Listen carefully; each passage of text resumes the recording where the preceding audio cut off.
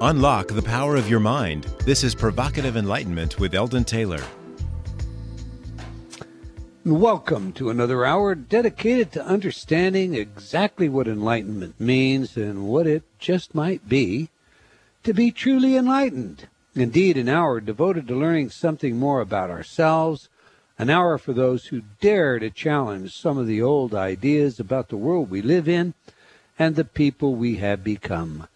This is an hour for the open-minded, willing to evaluate knowing as inseparable from the total experience of reality. I'm Eldon Taylor, and this is Provocative Enlightenment. We'll be taking your calls during the second half of the show, and where appropriate, well, we're going to be giving away a few InterTalk programs today as well. So it's that kind of a show. Santa Claus has arrived, is that right? Yeah, I love Santa Day. Okay. Every week we share some of your letters as our way of honoring the very important role you play in making this show successful. Letitia wrote, "Thanks, Eldon. I enjoy listening to your InterTalk CDs. I have been using them for years. Thanks to the Power Imaging program, I have quit smoking. Thank you so much." Well, congrats, Letitia. Great job. Salma wrote, "Thank you for offering these helpful tools. I am looking forward to using them and improving my thought process and eliminating my old limiting beliefs." John wrote, "I love what these CDs have been doing for me and my wife. Please send another catalog or two so I can give one to my friends." Well, the catalog is on the way, John. Thanks for the feedback, and for all of you, you can go to the website. We're happy to send you a free catalog. Now, I'm not sure I'm saying this name correctly. Yaakok, Y-A-A-K-O-C-K. Yaakok wrote, I apologize if I said it wrong. "I'm reading my third book by you. I just can't stop. Maybe it's something subliminal." That's cute. I like that one, huh? Lewis wrote, "From Mexico, I received your CD, Quantum Younging. It is amazing. Thanks for the work you are doing for the humankind." Now, I translated that to Quantum Younging, but it reminds me, almost all of our InterTalk programs are available in languages other than English. For any Spanish-speaking people that may listen to Hay House Radio, our Spanish site is Dialogo Interno, dialogointerno.com. InterTalk. Gary wrote, "I have purchased several of Eldon's books from Amazon, and they are excellent. If you want to reach your best self, you have to explore this website and InterTalk CDs. It's the best way to help yourself and the world." What do you think of that one, Raph? I totally agree. Actually, your work has changed my life, and I'm not just sucking up to my wonderful husband. That really is the truth. Well, we'll get to that one, all right. Patricia wrote, "My son wrote a 500-plus word essay the other day for a school competition. He had to delete words as he went over. This is a miracle, as normally he would have never achieved that. He has dyslexia, and it would overwhelm him. He's a very bright boy, just does not like writing lots. That was after just a few days of listening to some of your CDs. I love your work, and I have been a fan for some years. So a huge thank you for you being you. Love and light, Patricia." Now, that's a wonderful letter. And Patricia, we're absolutely thrilled for you and your boy. Congratulations. Love and light right back at you. And thank you for your feedback. All right, that's all the time we're going to take for letters today. But I do invite you to opine by sending your email to eldon@eldontaylor.com or by joining me on Facebook. You can also just leave comments on my website. We can't get them all on the air, but they do impact our programming. I do try and read them all, and I really appreciate your support. Now to today's show. Wellness, just a state of mind. In many ways, some of our letters today are a good introduction to this idea, and that's why I included more letters than usual. I can remember using the term psychoneuroimmunology many years ago in a hospital with staff members who were totally unaware of what I was speaking about. Many things have changed since then. I wrote a book on wellness, the mind's role in creating both sickness and health. I wanted everyone to read it, so we saw that the published price of the book was only $5.95. Today, it's a 99 center as an ebook because I still want everyone to have this material. Remaining printed copies, however, are considered by some to be collector items, and pricing on a new one at Amazon is as high as $426. Now, a dear friend of mine, a neurologist, Dr. Christian Enescu, urged me to make this book even more available, and that's one of the reasons behind the 99-cent ebook version. What Dr. Enescu found was that by sharing this information with his patients, their health improved. Indeed, he also makes our InnerTalk CDs a part and parcel of his take-home care modality for patients, as do many other healthcare professionals in America, Europe, and Asia. Dr. Enescu wrote me a few weeks ago and said this, quote, InnerTalk continues to be, after 10 years of using them daily in my neurology practice and my personal life, the most helpful and life-changing programs that I have ever encountered in my professional and spiritual life. Close quote. All right, Rav, let's begin this way. I remember a caller that phoned into a radio show I did years ago in Las Vegas. The caller was all upset at the idea that you could use a tape recording, we would say a CD today, with positive messages, InnerTalk, affirmations, and somehow mend the body. He wasn't interested in any data or any research or a philosophy of how it might be possible. I still laugh to myself sometimes when, to this day, I meet this same attitude. But what the caller said went like this. Sure, I'm supposed to believe that. Next, you'll tell me that I can buy a cassette tape and it will tune and lube my car. Now, I think he actually said cassette tape. But, okay. Now, when you think about that, what this fellow was articulating was essentially his worldview. Unfortunately, one that is shared by many. And that is that somehow the mind is divorced from the body and the body is mechanical in nature. A good old-fashioned take on what a scholar might call the Cartesian interpretation. Now, I've lectured and written on this era of perspective, but you're a microbiologist. You're a scientist, a trained scientist. So I'm just going to ask you, what's wrong with that point of view? You know, I don't think you have to be a microbiologist to see what's wrong with that idea. Even high school science will highlight to you just the amount of research that has been done on the mind-body connection. You know, it gets shown over and over again. Didn't you cite somewhere about a positive attitude for people in hospice care will alleviate pain? Yeah, that's right. You know, so I find that one that is fascinating. The one that I like the most, though, and I'm actually going to quote from your new book, I believe, and don't go out and buy it yet, everyone, because we have got an amazing book launch coming up that you want to check out. But with special pricing, so you got to sit tight on this one. But okay, you're going to quote from more. I Believe. Okay. Yeah. So from I Believe, you know, what I'm fascinated by is the effect of placebo. In all scientific experiments, they always control for the placebo effect as though it's something stupid that you should disregard. And, okay, so we got in here. Placebos don't have to be pills. They can be creams, injections, or even surgery.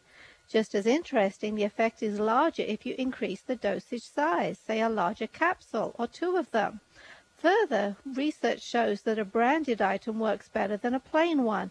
One in a shiny box elicits greater results than one in a plain package. A capsule trumps a tablet, with an injection working even better. If you use fancy, expensive-looking, sophisticated equipment, it yields even more dramatic outcomes. The bottom line is that the greater the expectation, the greater the effect. In other words, building a strong belief creates the foundation for the result. I find that stunning.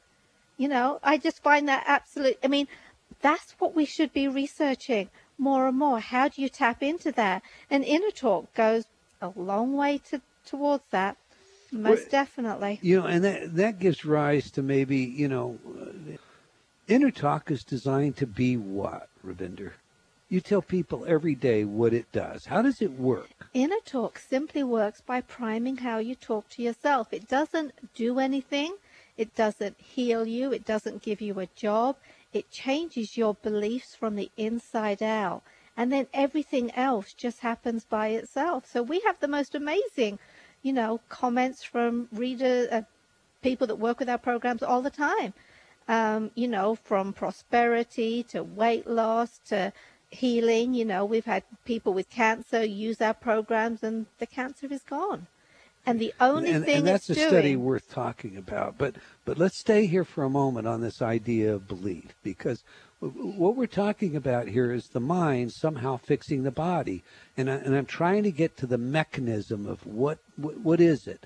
So now you point out that we can have a real fancy box, maybe it looks like it's titanium and it has some really bright colored labeled capsules inside of it, and that's going to be a whole lot more powerful to the person taking it than just some white nondescript, here it is, looks like aspirin with no B on it or anything of that nature. So what is that mechanism? I mean, is the mind suddenly investing in what appears to be better science or more richness, or what is that differentiation? Could you say that differentiation is just strength of belief? It most certainly is.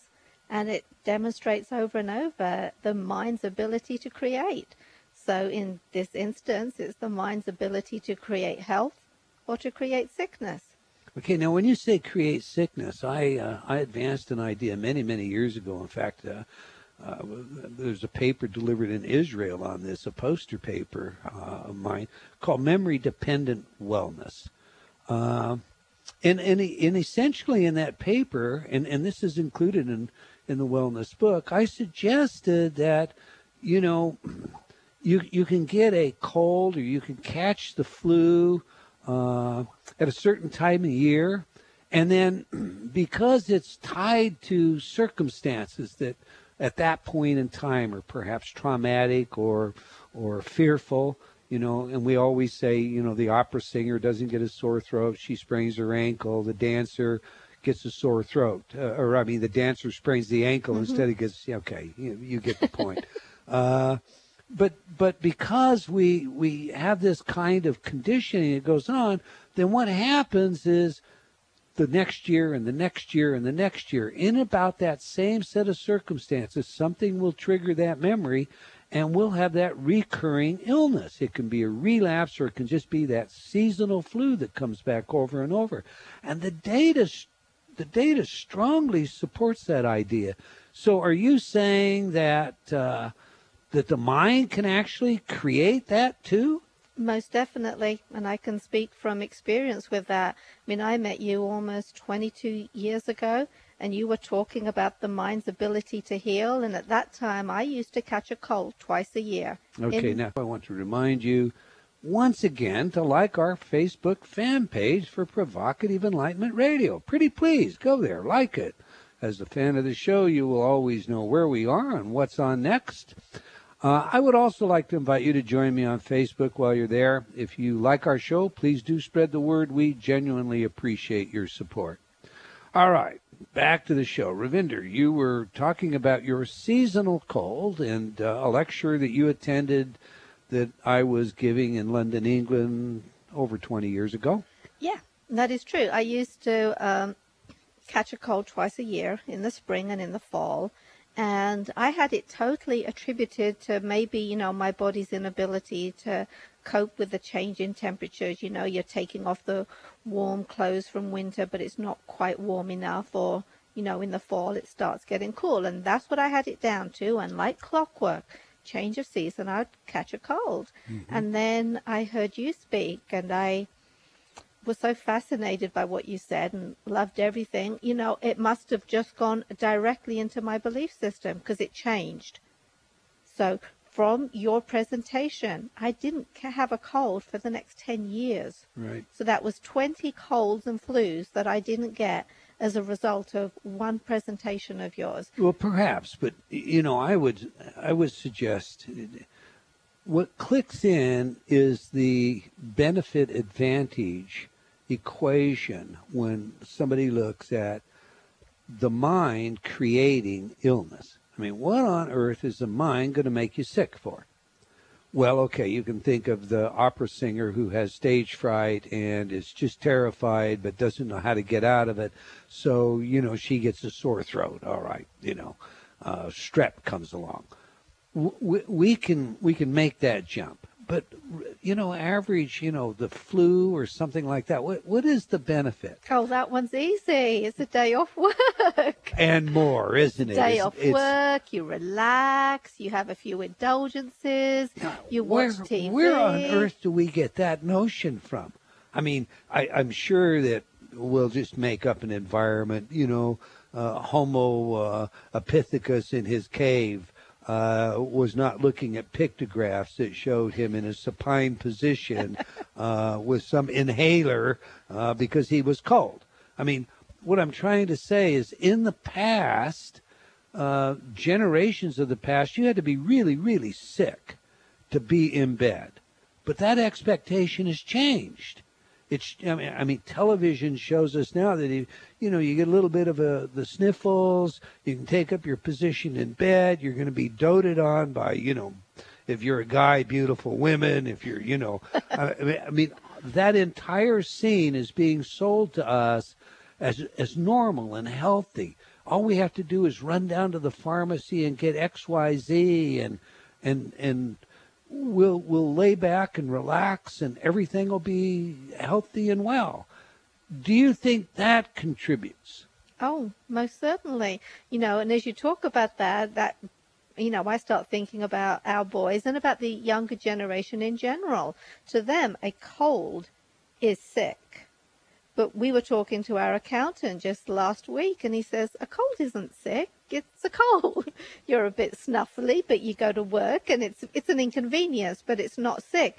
That's not the case anymore. No, that's right. When I went to school, you just went to school with a cold. That's all there was to it. Maybe you had a great big handkerchief because it would be maybe soaked when you got home and today, but no, but that entire attitude has changed. Little by little, I suggest that we have been sold sickness. We have been sold the idea of sickness, and it ties into congruent drives. That would be the language in behavioral science, creating illness. I like to think of it as dis-ease, two separate words, and or illness, for an advantage that we gain.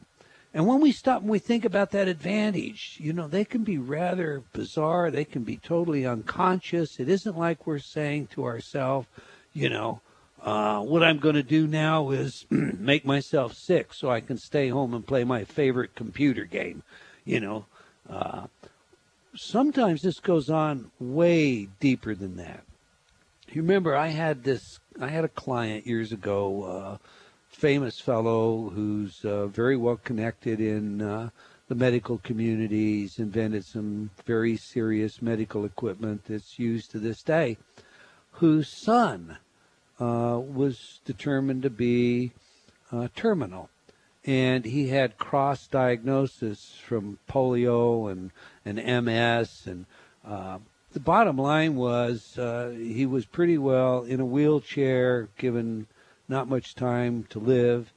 And when his father came into my offices, a medical doctor friend of mine, Robert Youngblood, and I met with him.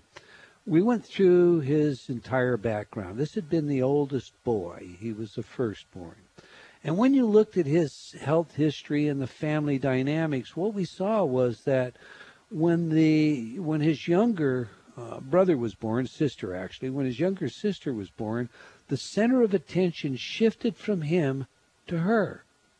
But then he'd had a minor birth defect, and that required a tracheotomy, and that's what had brought him all of the center of attention in the beginning. So once the center shifted to his younger sister, he suddenly became ill, and it shifted back to him. And whenever it would shift away, he would become even sicker. Well, the progression of the disease, he was 13, I believe, when the case was brought to us. And when we looked at that, we just basically said, this is an attention-seeking mechanism. If it is, then to undo it, we would do this. Now, believe it or not, I have pictures of this young man, as you know, at the age of 16, holding his driver's license, standing outside his automobile and ready to go chase girls and be a very normal teenager. And it was this intervention that we used the InterTalk technology to reframe, just as I talk about spit, the spit in the glass versus the spit in your mouth, to reframe the context to which he saw love and attention. And the interesting thing was the reversal came in the middle of the night when he reached over and turned up his oxygen. This was about 60 days into to the protocol, turned up his oxygen, and they had to rush him to the hospital where he had a tracheotomy.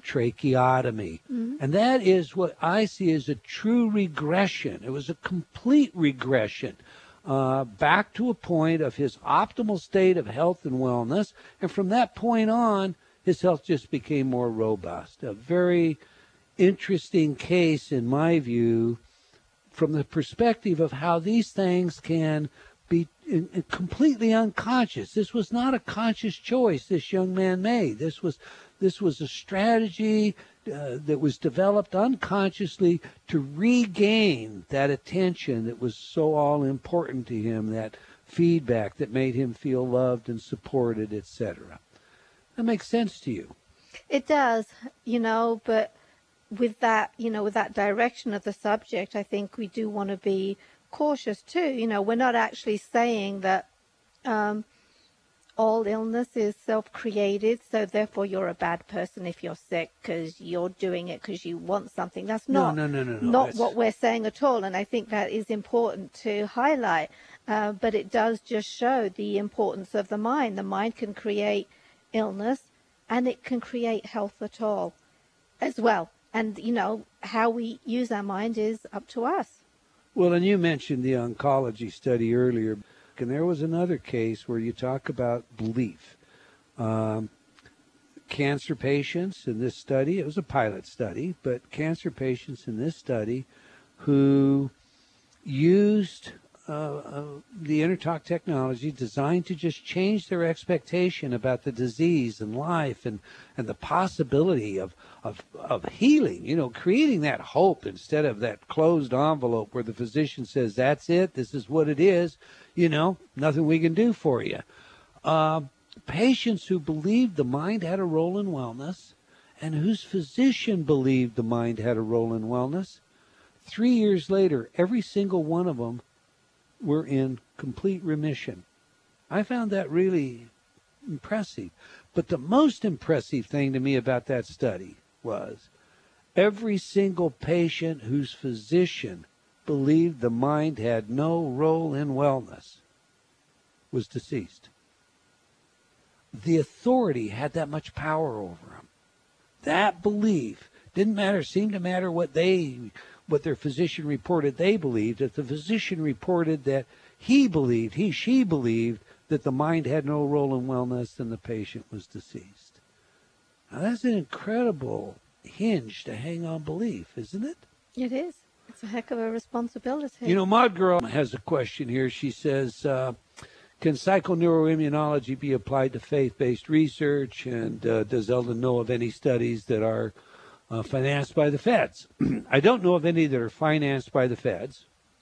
If they would have been, that might have happened during the Bush administration, but I am unaware of any faith-based that are financed currently. But there are a number of faith-based research studies that have shown the effectiveness of prayer in everything from something as simple as lowering blood pressure to the more seminal areas that launched all this, the studies of women with metastatic cancer. So the answer to your question, Maud Girl, is faith-based institutions have done a lot of work employing prayer, and I suppose, here we get into kind of a bit of a muddle, because I'm aware of a study where patients were blind Doctors were blind, as by way of who was being prayed for, and those that were praying didn't know the people they were praying for.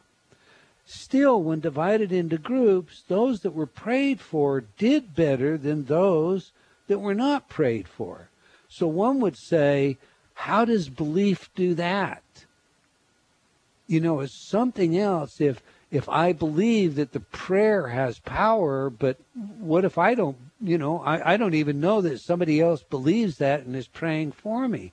But then I think about mind acting at a distance, and we know that occurs, that mind is not a local event. So there, you've got me, Mod Girl. I'm not sure how that interface would be. What do you say we go to the phones, Rav?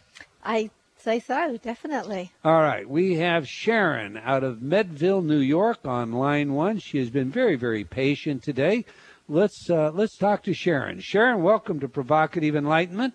Oh, thank you so much for taking my call. I've been really wanting to speak to you about this for a while. I've had chronic pain for almost 30 years, and I have done all kinds of imaginable things and unimaginable things to try to get rid of it. And I've, had numerous surgeries, and just recently have had so much problems with medications and stuff that I really need some help with this, that I can turn this around and change it. It's really affected my financial status. My life totally and completely is controlled by it, and I want it to stop. Sharon, I do not mean this in any demeaning way, but you're telling me a story I heard just about a week ago. Well, I guess it's been closer to 2 weeks ago, by another young woman. And it sounds exactly the same thing. And I sent her a package, and I received information from her last week as to just how much benefit she got from it. So I am going to send you a package that is designed for the mind to take control of pain. You probably are aware, and one of the things that I used to do with hypnosis when I practiced that all the time was deal with subjects who experienced incontractable pain. And so you're probably aware that hypnosis has been one of the best tools at taking control of pain by just simply turning off, if you will, the switches, kind of analogous to a switchboard, one of those old-fashioned telephone switchboards, just unplugging those terminals, those sensors that are telling you in the mind that I am receiving a pain in this area. Now, that may seem like it's hocus pocus, but I guarantee it's not. So if you stay on the line, Sharon, yes, Joe will get your information, and I will send that package out to you today. Oh, and then I want you to call me in 30 days when we next do an InnerTalk show, and I want you to tell me, okay?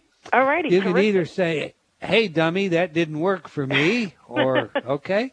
Ravinder has something she wants to add, But Sharon. I do. You are being totally enigmatic in this. I'm getting questions out of the chat room. What programs are you talking about? You're saying I'll send you a surprise package, but everyone else wants to know what the package is too. Well, okay, well, you get power imaging, pain relief. Now, power imaging is it's a visualization technique that I developed years ago. You get accelerated healing in the InnerTalk technology, and you also get a pain management program that is designed to just assist you in relaxing and letting go of stress and tension that can aggravate the pain. May I ask you a question? Sure. This hypnosis that you talk about, would that be an adjunct to working with this program, or is the program basically... Well, the power imaging program you're going to get is hypnosis. I prefer to call it power imaging simply because typically, in hypnosis, what you get is this notion of monoideism, where you're just going to narrow, your ability to focus or to concentrate. Somebody else is going to control your mind. And that is not at all what you experience in power imaging.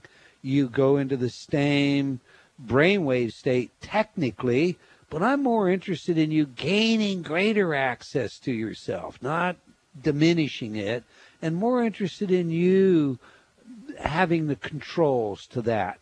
So there is a set of exercises that you get and some conditioning that goes on in this altered state that is hypnotic, and but again, I prefer the term power imaging. Does that answer your question? Yes, very much so. Thank you so much. I really appreciate this help. All right, remember, stay on the phone. Anything you want to add to that? I was going to say, that reminds me of, how I got into this entire field, how I even got to meet you and have an interest in hypnosis was when an anesthesiologist visited the hospital I was working in. I used to work in the path lab there. And we went to his presentation, and he told us a story about a person who had come to see him. She had had a pain in her arm, and she had seen all the best specialists, had all the treatments, and nothing worked. And under hypnosis, they discovered that it was related to an emotional event that was totally unrelated to health and wellness of any kind. It was just a totally separate emotional incident that she had put out of her mind by this point, but that emotion had been trapped, and she had converted it into a pain in her arm. 24 hours afterwards, she called the doctor back up again, and the pain had gone. And that brings forward another good point, Sharon, as to why we distinguish between power imaging and hypnosis. In a hypnosis session, someone might just say, pain is gone.